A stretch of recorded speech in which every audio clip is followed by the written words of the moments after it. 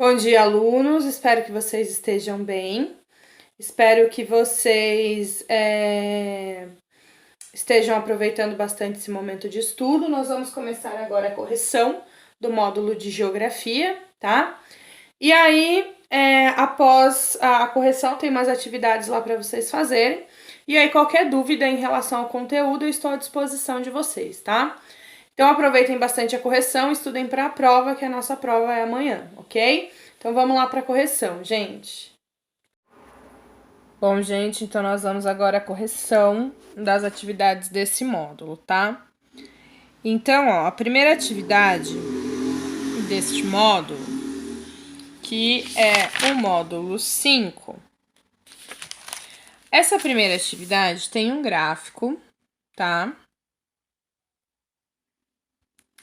E esse gráfico, ele tem a linha de área e a linha de produção. Então, vocês estão vendo que a produção aumentou muito e a área não aumentou tanto assim. Isso acontece por quê?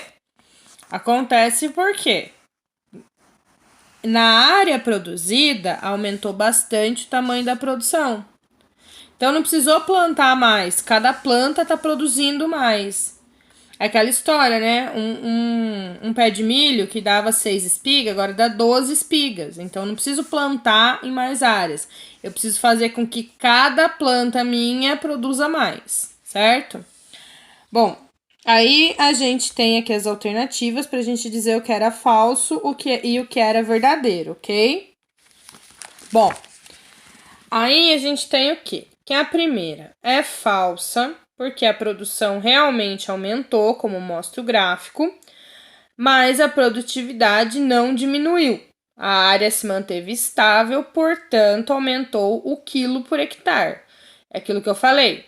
A quantidade de planta, quantidade de produção por planta que aumentou. A B também é falsa, porque a produção agrícola aumentou e a área cultivada se manteve estável. Então, ó, a linha da área se manteve praticamente estável, né? Aumentou pouquíssima coisa e a produção aumentou muito. E a C é verdadeira, porque a área cultivada se manteve estável e o grande aumento da produção está relacionado ao aumento do uso de tecnologia, tá? Então, quanto mais tecnologia eu uso, mais rentável é a minha área produzida. Bom, aí a 2 tem um gráfico, tá? De estrutura fundiária, né? Daquele tipo de gráfico que eu falei para vocês, que tinha em uma aula, que é um gráfico que eu falei que eu acho meio complicado de entender, porque você tem que entender que essa parte aqui é de menos de 10 hectares, essa parte aqui é de mais de 10 hectares, então o gráfico inteiro vem em uma barra só, tá? Bom, seguindo as instruções minhas, né, vocês também tinham que colocar falso ou verdadeiro nessas duas questões. Então, teríamos de dizer o que é falso e o que é verdadeiro dessas duas questões. Bom, daí que, né, a gente tem a primeira, verdadeira, porque o gráfico mostra que 50,4% dos estabelecimentos agrícolas tem apenas 2,3% da área agrícola. Aquilo que eu falei para vocês, gente. É a questão de tamanho e quantidade de produção e quantidade de números de propriedades. A B é verdadeira porque o gráfico mostra os grandes proprietários são poucos numerosos, apenas 0,9% ocupam uma grande parte do território nacional. Gente, qual que é a lógica dessa parte aqui em relação à concentração fundiária, né? O que a concentração fundiária mostra pra gente? Então, eu tenho uma área, tá? E aí eu tenho que, dessa área aqui, né?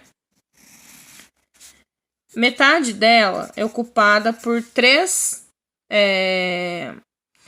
proprietários. E nessa parte aqui, cada partinha dessa aqui é um proprietário. Então, isso mostra pra mim o quê? Que pouca gente tem muita terra. 3 proprietários têm metade da terra. Pouca gente tem muita terra. E muita gente tem pouca terra. Essa é a lógica da estrutura fundiária. É muita terra na mão de poucas pessoas, que são os ricos, os grandes proprietários, né? E pouca terra para uma grande quantidade de pessoas. É uma má distribuição, tá? Uma má distribuição das terras. Bom, a atividade 3, ela mostra a escravidão no Brasil e o boia fria no Brasil. E aí ela mostra que não tem tanta diferença, né, entre a escravidão no Brasil e os boias frias no Brasil. E daí depois ele pede para você apontar a afirmativa que melhor analisa essa situação e justificar a sua escolha. Dentre essas alternativas aqui, né, vocês tinham que escolher aquela que melhor justifica essa situação, tá? Bom, e aí que a alternativa que melhor justifica a charge é a 2. Que de fato as relações de trabalho foram alteradas, né, já que o escravismo e a escravidão foram extintos. Todavia, o salário pago aos trabalhadores nos canaviais é insuficiente para uma vida digna, né? Então, é a alternativa 2, tá, gente? Ó, que diz que apesar de terem sido alteradas as relações de trabalho, persistem a situação de superexploração e miséria do trabalhador. Então, a gente não tem mais uma escravidão. Porém, o salário pago pelo trabalho exercido, ele não supre as necessidades para uma vida digna desses trabalhadores, ok? Bom, aí a 4, né, pede para vocês explicarem lá a inter-relação campo-cidade. Então, aqui no primeiro, vocês tinham que falar sobre as indústrias de insumo que produzem e vendem para o campo, tá? Aí, nessa primeira parte, vocês tinham que colocar, né? Então, essa primeira parte aqui, ó. Que entre os produtos que são produzidos, a gente tem máquina, adubo, inseticida, agrotóxico, equipamento para irrigação, vacina. Então, tudo isso vai nesse primeiro quadradinho. Tudo que a indústria produz para o campo, que a gente chama de insumo agrícola. Trator, máquina, vacina, ração, agrotóxico, defensivo, adubo, tudo isso. E aqui, o que a indústria de beneficiamento transforma os produtos agropecuários em quê? Então, esses produtos que são produzidos são transformados em quê? E daí vocês poderiam colocar uma infinidade de coisas, né? Ovo, carne fresca, hambúrguer, tecido, empacotados, congelados, tudo que tem suco, tudo que é de produção agrícola, tá, gente? Então, aqui tudo que a indústria transforma, vocês podiam ter colocado, certo? Bom, aí a gente tem os testes, tá? Então, nos testes, a gente tem aqui no primeiro um gráfico de produção de soja e milho em 2014 e aqui de arroz e feijão, tá? E aí, ele pede para dizer quais afirmações são verdadeiras. Aí, verdadeira é a 3 e a 4, tá? A 1 não é verdadeira porque fala que a produção de arroz e feijão são pequenas quando comparadas com a de soja e milho devido ao consumo baixo pela população brasileira. A população brasileira consome bastante arroz e feijão, então isso aqui tá errado. E a 2 fala que a produção de soja e milho são muitas vezes maiores que a de feijão, pois são alimentos básicos da população brasileira. E na verdade não é, gente. A gente não come soja e milho todo dia. O que faz com que a produção de soja e milho seja muito grande é o fato de que a produção de soja e milho é base para ração animal. que a gente consome muito é carne. Só que aí, para criar gado, para criar porco, para criar vaca, para criar galinha, tem que ter ração. E a ração é feita de soja e milho. Por isso que tem muita produção de soja e milho, não que a gente coma soja e milho. Então, soja e milho não é alimento básico da população brasileira. É que ela alimenta o gado que vai alimentar a gente, tá? Então, correta é a 2 e a 3, ok? Aí a 2 pergunta aí, né? A alternativa que aponta de forma correta o nome da rocha, o tipo de rocha que originou esse solo e a atividade agrícola, né? Então, eu comentei com vocês, né? Que o basalto é a rocha que vai dar origem a esse solo fértil, comentei na aula. O basalto vem da rocha ígnea, nós aprendemos isso ano passado, gente, isso aqui é uma revisão do ano passado das rochas que nós aprendemos, tá? E é o cultivo do café, né? E aí, ai, professora, mas eu não tava aqui o ano passado, mas o que matava essa questão que vocês tinham que saber? A parte do cultivo de café, que eu falei bastante na aula, né? Que vocês sabem, né? Do cultivo do café. Mas eu falei também no vídeo a respeito do basalto, tá bom? E então, a resposta certa era a A, ok? Bom, aí o teste 3. O teste 3 eu acho que eu não mandei como atividade para vocês, mas enfim, vamos ver a correção do teste 3, tá? Então, tinha um gráfico que falava da distribuição regional e produção de cereais, legumes e oleaginosas, e a resposta certa era a C, que é mais da metade da produção nacional se concentra em apenas 3 estados, né? Todos eles das 2 regiões de maior produção nacional. Então, estão concentradas aí em 3 estados, Mato Grosso, Paraná e Rio Grande do Sul, ok? Aí a 4 mostra figuras, né? Você vê que as pessoas saem do campo buscando uma vida melhor. Quando chega no campo, quando chega na cidade, acaba tendo uma vida bem parecida com a vida do campo. Que é no sentido de vida de sofrimento e pobreza, tá?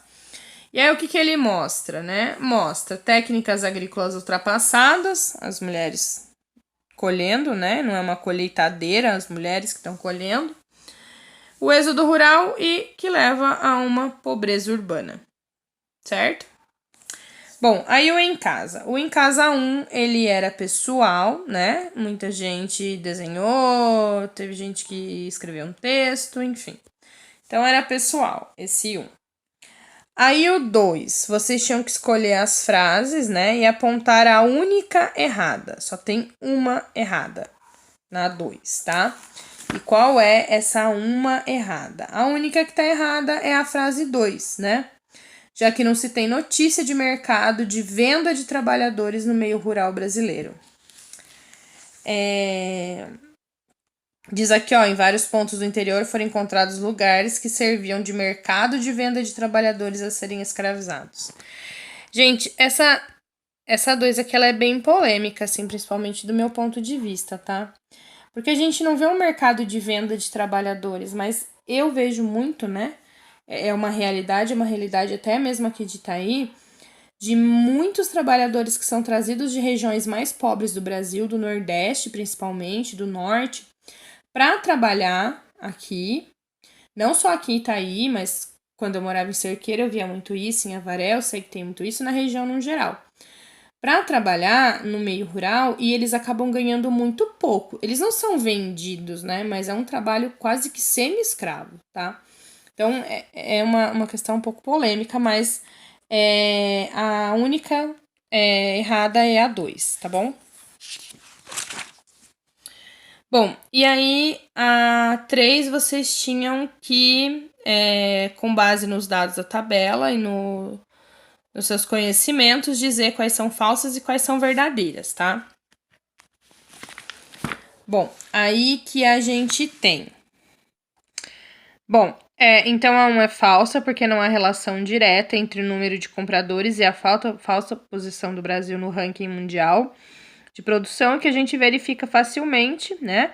Comparando o caso do suco de laranja com o uso do café e do açúcar, A 2 também é falsa, porque não é verdade que o Brasil esgotou seu espaço agrícola, a gente ainda tem espaço agrícola, né? O que não dá é para ampliar o espaço agrícola em cima da mata nativa, tá? Então, a gente tem espaço para ser transformada em agrícola? Tem, mas dá para transformar? Não dá para transformar, porque grande parte do espaço que ainda tem é de mata nativa, tá? E a 3 também é falsa, porque dos recursos nos quais o Brasil se destaca como produtor, apenas o açúcar se originou de grandes produções tradicionais, existentes desde o período colonial, tá? E a 4 é a única verdadeira que se salva aí na situação. Que daí, de fato, né, os produtos agrícolas nos quais o Brasil se destaca como produtor e exportador sofreram nas últimas décadas o impacto da modernização das técnicas produtivas, elevando a sua produtividade, né, aumentando a sua produção, sua importância no setor rural, porém diminuindo a quantidade de trabalhadores no campo, tá? Bom, gente, então essa é a correção, né? Espero que vocês aproveitem bastante a correção. Nossa prova é amanhã, vai cair módulo 4 e 5. Qualquer dúvida é só me chamar pra esclarecer a dúvida, tá bom? Então, até logo, gente!